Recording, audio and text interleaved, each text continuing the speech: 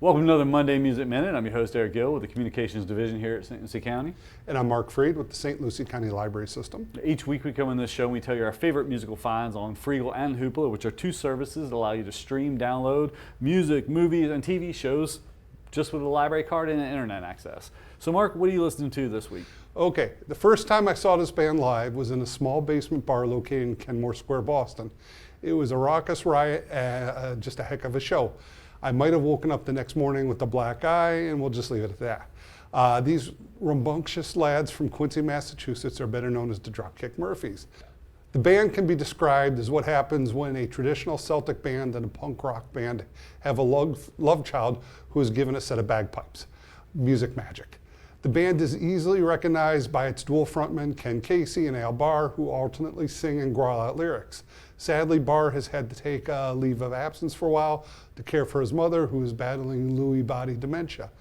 Between Freegal and Hoopla, you can access several of the band's records, which includes Mob Mentality, The Meanest of Times, Going Out of Style, Signed and Sealed in Blood, Turn Up That Dial, and 2002's Live on Lansdowne, which is a recording from their annual St. Patrick's Day shows, which if you can ever get a ticket to one of those, go. They're tough to score.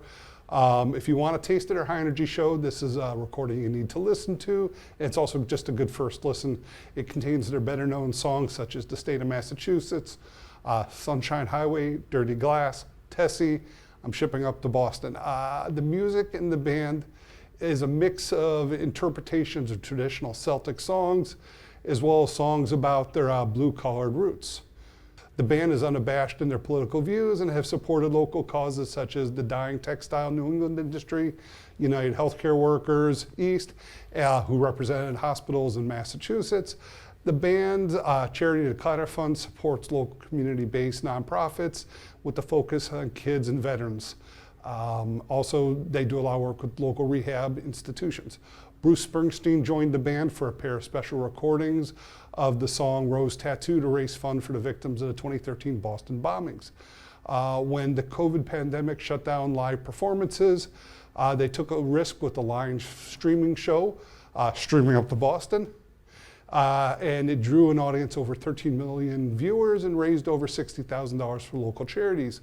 A few months later, they did it again and performed a full concert online to an empty Fenway Park with remote cameos by Bruce Springsteen. The 2-hour streaming out of Fenway had over 9 million viewers and raised nearly $700,000 for charity again. These are local kids who have done good and they haven't forgotten their roots. Freegal only has a taste of Dropkick Murphys, so head over to Hoopla for this band and you'll get a much broader selection. And Scorsese featured them in The Departed. Yes. And I'm not a big fan of pop music, but I can't resist a great lyric with a good hook. But I'm digging the new album Gag Order from Kesha. Born Kesha Rose Sherbert, the singer-songwriter signed her first record deal at age 18 in 2005, but found major success in 2009 after appearing on Flo Rida's #1 single, Right Round. Her 2023 release, Gag Order, is produced by the Zen master Rick Rubin, which may have something to do with why I like it so much. Rick's got that Midas touch. The album's 13 tracks focus on the trauma and depression that stem from a nasty legal battle with her former producer, Dr. Luke.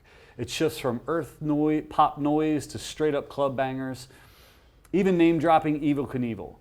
Some of my favorite cuts include Eat the Acid, Hate Me Harder, and my new favorite song of the year, Fine Line, which has some excellent lyrics like there's a fine line between hope and delusion, between what's right and what we've gotten used to. Kind of hits home these days. That does it for this week's Monday Music Minute. See you next Monday.